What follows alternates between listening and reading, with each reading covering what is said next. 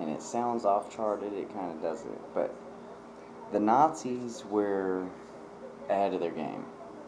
Like, yeah, and we defeated them.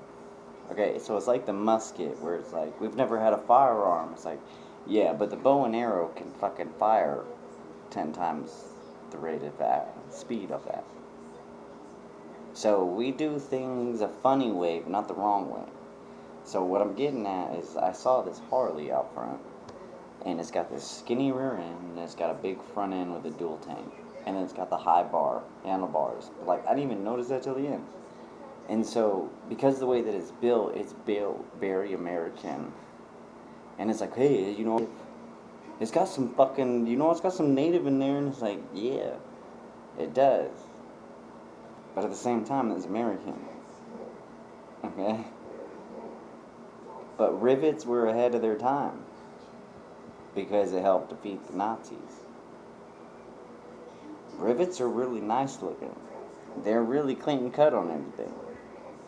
That's why you could build a tank with less armor and fuse it together better, and so on down the list.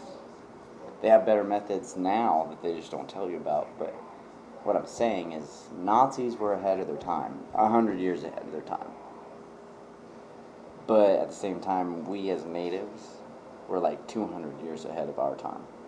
Because by the time they came out with the musket, we had already had the bow and arrow for 200 years. Now, it's really hard to kill a fucking bird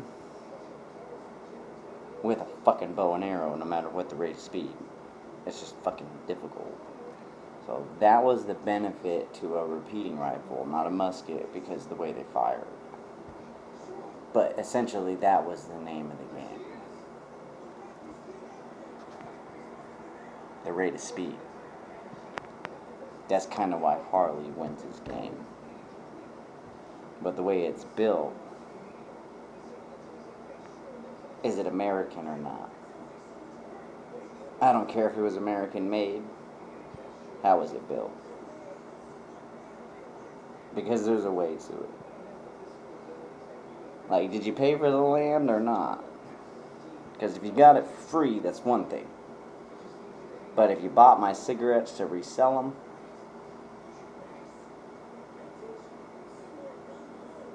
bought and built is a big story.